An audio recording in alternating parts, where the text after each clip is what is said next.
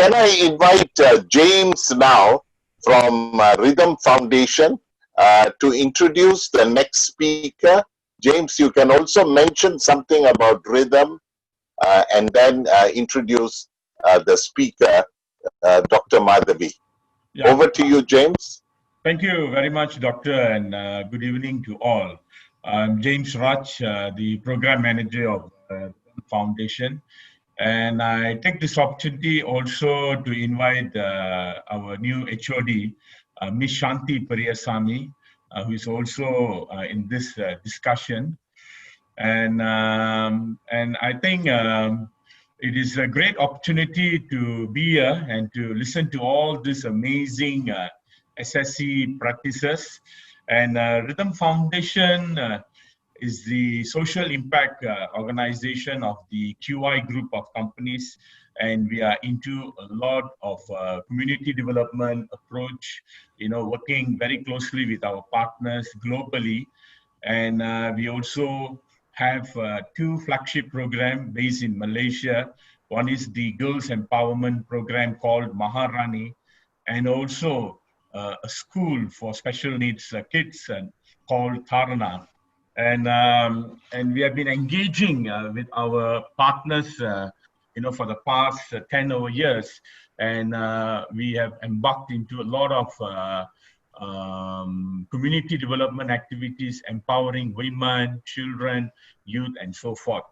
And I take this opportunity to introduce Dr. Madhavi. She's one of our partners, and we have engaged with her and with the organization Parinama Foundation since year 2018, working with a very effective, with a very comprehensive kind of a project, in Bihar, Jharkhand, and Odisha.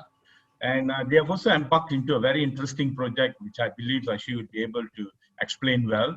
And Dr. Madhavi is a very dynamic and grassroots social worker. I've been to her place, to her projects, and I visited beginning of 2019, and it was very amazing, remarkable, and they're into a lot of this projects, into empowering people. And she's the founder, the director of Parinama Development Foundation. It was set up with an aim to establish social enterprises, a solution to sustainable, healthy living. She holds a master in sociology and also a PhD in population studies from Mumbai. And she has actually worked in many UN agencies and as an advisor, project coordinator, and so forth, and also providing research and program management and technical assistance support. And she has lots of experience in this, and I believe that she would be able to bring us through in understanding more Parinama project. Over to you, Dr. Madhavi. Are you ready? Dr. Yes. Madhavi? Yeah. Okay, over to you, Dr. Madhavi. Yeah. Can you hear me? Hello? Yes. Yeah, can you hear me? Pardon? Yes, Can we you can hear hear you, Doctor. Yeah, we can okay. hear you, but your Yeah, voice is, put I up the think, too. presentation. I need to speak louder? Yes, you need to speak louder. Okay. So my name is Madhavi. Thank you, James, for that very kind introduction. My journey has, the journey of Parinama has been slightly different from the earlier presentations that happened this afternoon. I am primarily a researcher, and I have lots of grassroots experience and providing technical assistance to various organizations, especially the international development agencies and so forth. But what happened is I was very frustrated with the kind of work that was happening, and I wasn't really looking at any tangible interventions that really showcase the development in the communities. And thus forth, I set out on a different path to set up a non-profit organization in the year 2012. Chandra, can you put up the presentation? Okay. Chandra, can you put up the presentation? Yes, wait. Okay. So we set up this organization in the year 2012. Parinama is a Sanskrit word and it means transformation. When I say transformation, it's just not of the mind, but also the elements and the senses. It's more in a philosophical way and also in a practical sense. So the word itself means transformation and results. Next slide, please. So as a legal entity, we are a Section 25 company and headquartered in New Delhi. It's just a matter of chance that I happen to stay in Delhi that we are headquartered here.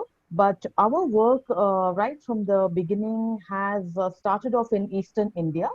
As many of you know, Eastern India is lagging behind as compared to the rest of the other Indian states in terms of the poverty indices and the human development indices. And that's the reason why we started off work in Eastern India. It's perhaps for a young organization, it's not really the way to go. But then we've been really touched by the kind of deprivation that is found in the region. And we thought maybe we should start off work in the toughest region first. So next slide, please.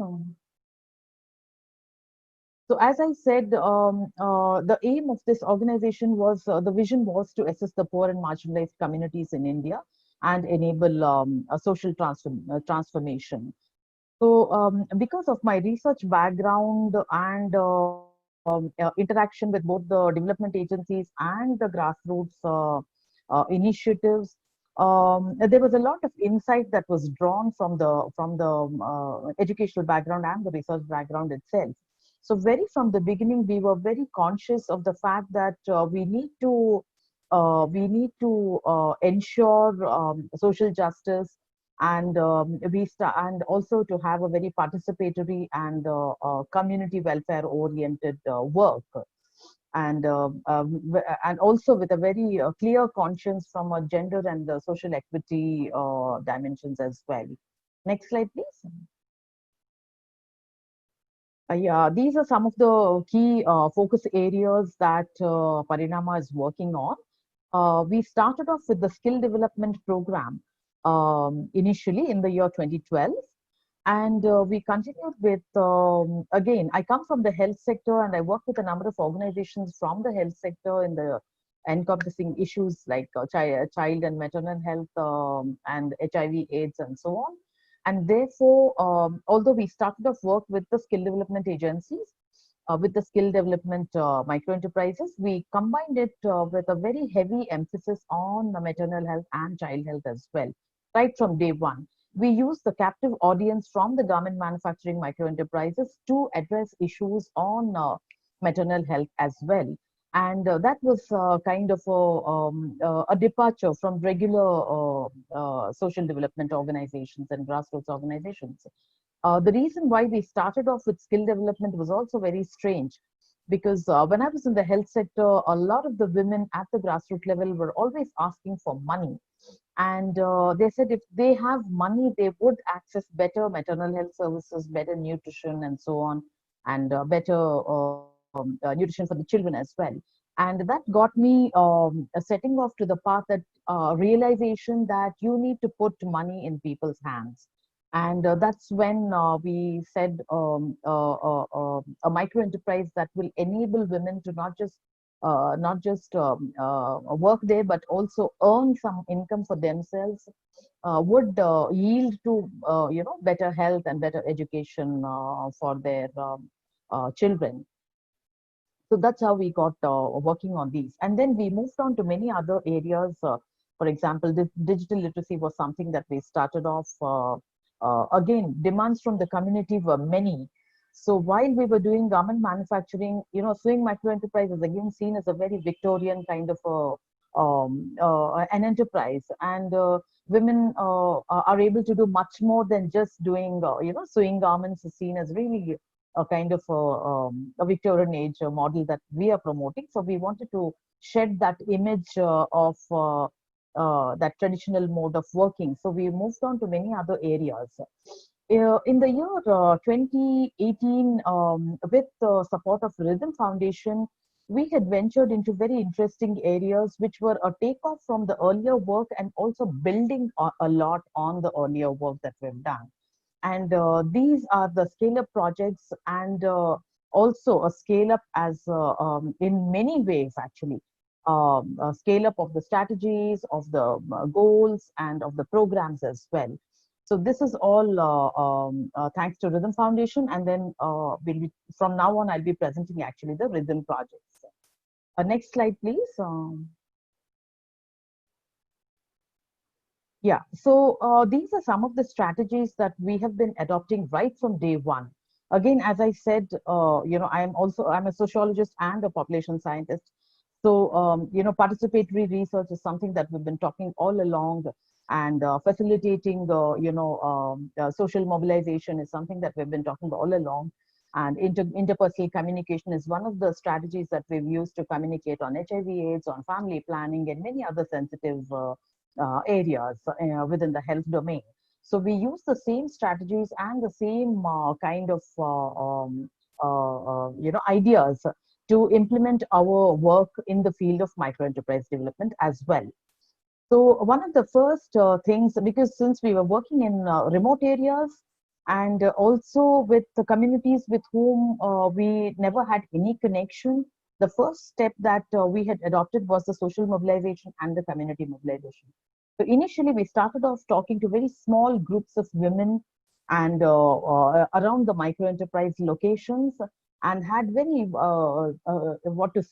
kind of informal one-on-one meetings and small group meetings. In India, we have something called the self-help groups. So these are women's economic collectives being generated through the government initiatives, and the World Bank and many other agencies have been harping on the self-help group platforms. So there are some disparate groups of women found in the villages across the country. So we try to build on these women and through these collectives, and kind of channelize their energy and their interest into something more tangible. So those were the first initial efforts that we've put in. And after that, after interacting with them and after learning about their skills and drawing them into the fold of our work, we set up small clusters of nano enterprises and micro enterprises, again with the help of the community and with the help of these women. So we trained them in a number of skills, not just tailoring or not just other skills, but also how to talk to each other, how to, for example, financial literacy programs, how to evaluate and assess their own programs, and even interacting with outsiders, interacting with strangers was also a first time. So there are many firsts to the list of activities that we have done in the villages. Next slide, please. Yeah, next slide, please.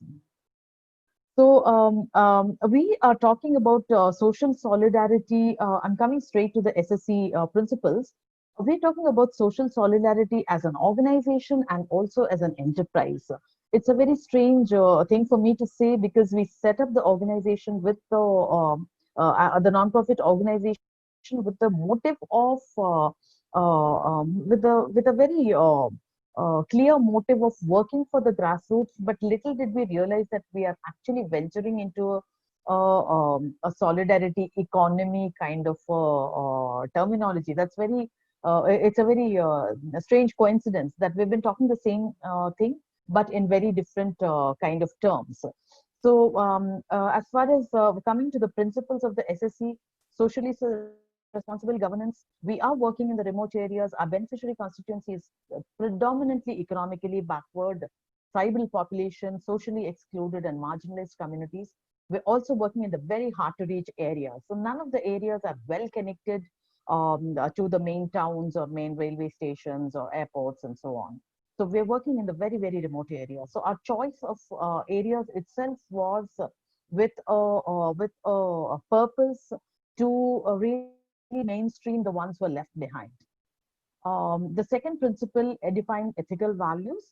We've again, social justice is something, when we are addressing Dalits and the Adivasis and all, social justice is embedded in each and every bit of our work. and the diffusion of ownership. If you look at it, any of our enterprises, all of the enterprises are led by the women. We've chosen women from the villages. Some of them are active and want to enter the fold of the micro enterprise cluster.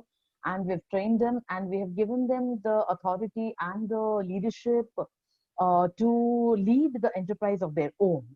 So in another way, in many ways, we have ensured transparency, we've ensured integrity and honesty, and we've ensured the diffusion of ownership.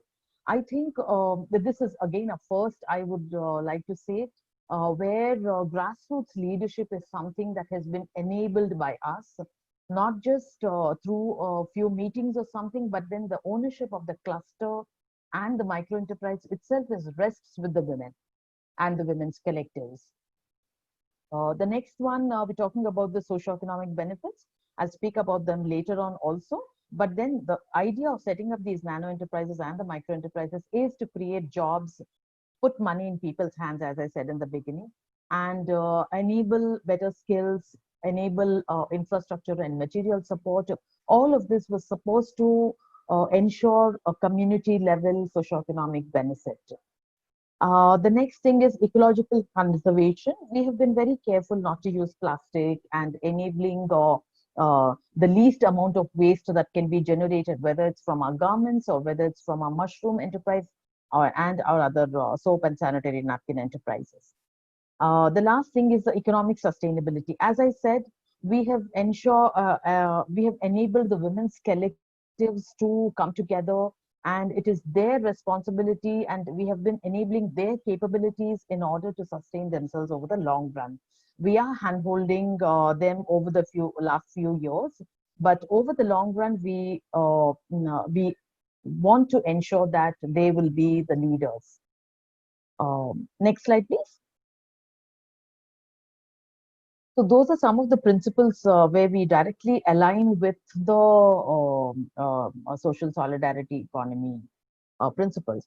So now coming to the business models, we're calling it a social business right from day one, because we're not really, we have not started off telling the women that we are establishing a manufacturing unit or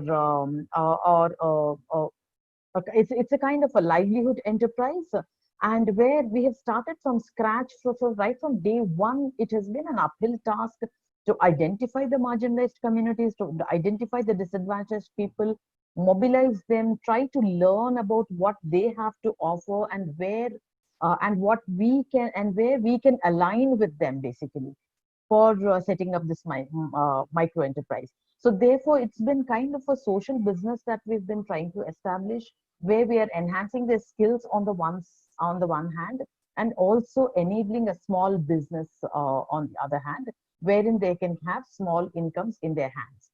So we started off identifying these people and then conducted the training programs with again identifying the trainers. Everyone is locally procured, and imparted them some of the skills for establishing enterprise. And then we did entrepreneurship development programs. A series of programs were held independently and also with the district administrations wherever we are working.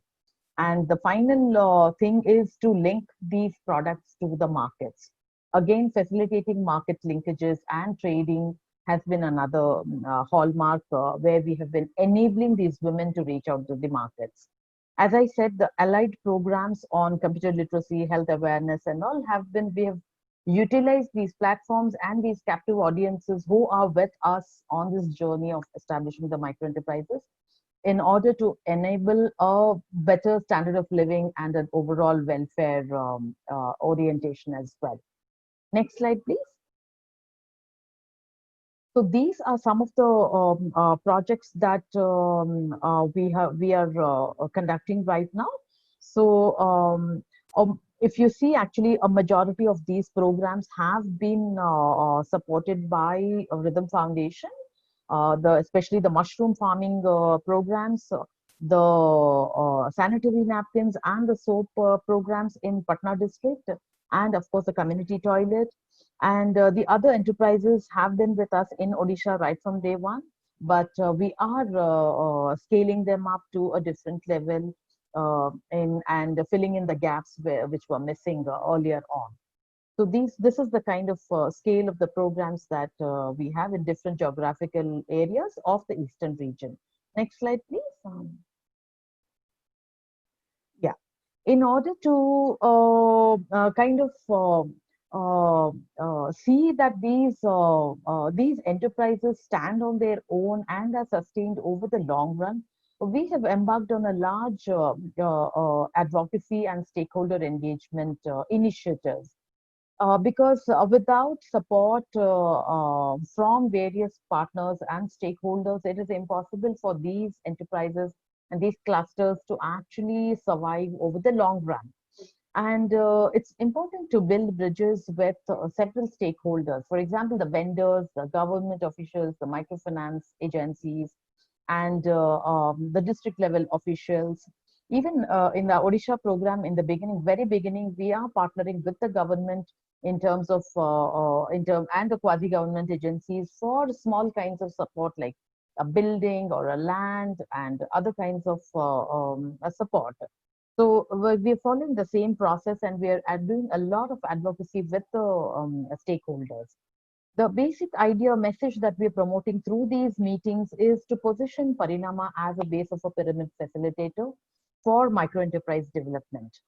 So we have we are showcasing these clusters to the various stakeholders as not just as a demonstration, as well as to encourage development of many such clusters. So, and as I said in the beginning, we're enabling this through the self-help group women's collectives. And we're also using another cadre, which is very important in the Indian context, which is the frontline health workers. As we're working on health products such as soaps and sanitary napkins, we thought it's very important for us, and the community toilet. So it's very important for us to address our programs through the frontline health workers as well. And the other thing that we're using is the existing micro enterprises. The benefactors have been in the hundreds, and we want to use the benefactor cohorts also in order to drive home the point that we are here to handhold and we are here as facilitators, and which is going to help them survive and thrive. So the programs are also being done. It's very important to note this. Are being done in through one-on-one meetings as well as small group meetings, and basically all of this we expect that all of this different kinds of interactions is building a very strong foundation for the clusters. And some of the challenges in this whole endeavor is we are working in a very overcrowded space. If you look at the Eastern India, while there is mass poverty and all of that, there is also an overworked network. For example, the self-help groups and the frontline health workers are really, really overworked. And the expectations are really, really high from various quarters to enter the hamlets and the villages through these people. So it's been a kind of a double burden. So our aim is actually to slowly exit out of that, and also to develop our own cadres of community volunteers. Next slide, please. Yeah, so these are some of the enterprises. If you look, these are the mushroom farming programs that are happening in 2 locations. So through these programs, we have covered more than 100 villages from where women have obtained training and have set up their own home units. Next slide, please. These are also the mushroom units. So through this program, next slide, please. What we have done through all of these programs is we have always been talking about dual benefits. Next slide, please. This is the sewing micro enterprise. This is the Mithila art work that's happening in Madhubani district. Next slide, please. And then we have the sanitary pads. And then the next slide, please. Yeah, and this is the soap unit. So if you actually look at this, there's always the training, and then these women who are working here all belong to the community, and and they are employed again in our micro enterprise after the training is over. Next slide, please.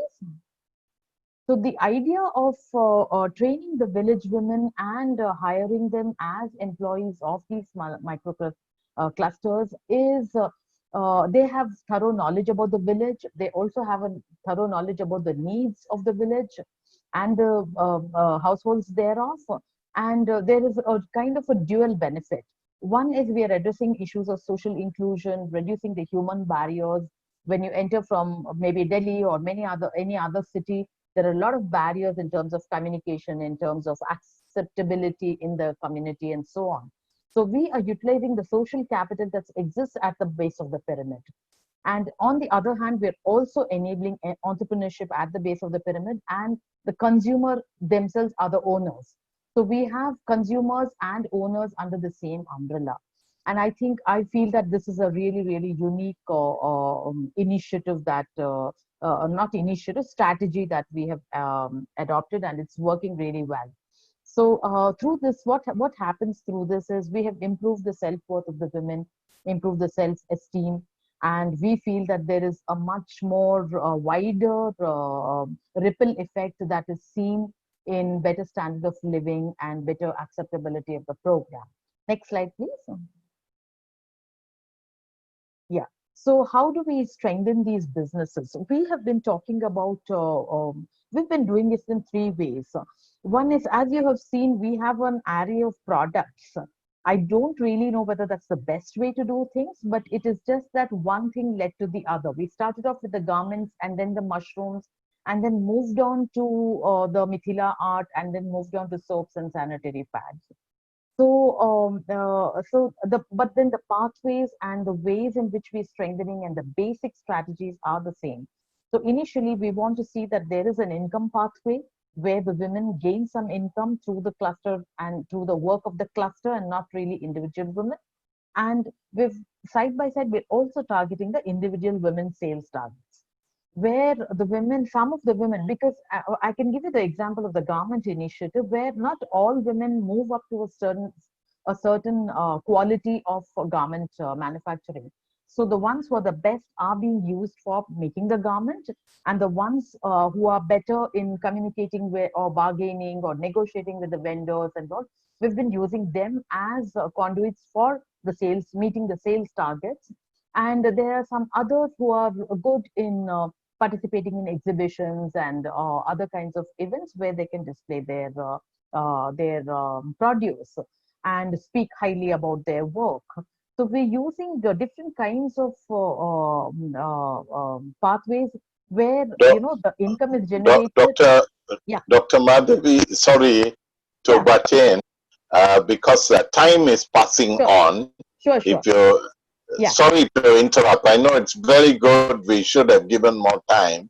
No, but just to. Sure. I just have one more slide. Yeah. Next slide. Okay. Yeah. So these are the market linkages that we have established. Again, as I spoke earlier, this is tapping the local markets. We have really, really small enterprises. So therefore, if you look at this slide, you can see that we're tapping the local markets and the village fairs, local vendors, quasi-government agencies located in the district level and below. And few of the programs like state government, we are approaching currently with the sanitary napkin program, where the state government is supplying free of cost to the school girls in government schools. So we want to approach the state government with that particular product. And the rest of the products, of course, we are promoting through the Safe Fair Trade Forum and many other channels. So these are some of the market linkages that we're establishing. Next slide, please. I think we're through, actually. Next slide, please. Yeah. So this is the challenges, I think, are many. If we've been creating high aspirations, that's a big challenge, because the areas where we work, they're really, really impoverished, and creating this aspiration also to have higher income. I think one of the earlier presenters has also spoken about it. They have very limited aspirations. So in order to build business and in order to build networks, you really need high aspirations in the first place. That's where you actually move on and really produce more and reach out to the markets more. So there have been many limitations for our women because of the areas that we work. The physical mobility is very limited, and negotiating and marketing, bargaining in the marketplace is also slightly difficult because of all the vendors and all are male, and there is a huge communication gap that happens there. So we have very few women who can actually bargain with men folk. Last slide, please. Chandra, the next slide. Yeah. So this is the way forward. This is my last slide as well. So we want to continue to work and we want to establish our programs as a demonstration and a learning hub so that we can broaden the canvas and thereby establish more such clusters and utilize the existing frameworks. Thank you so much. Thank you so much for your attention.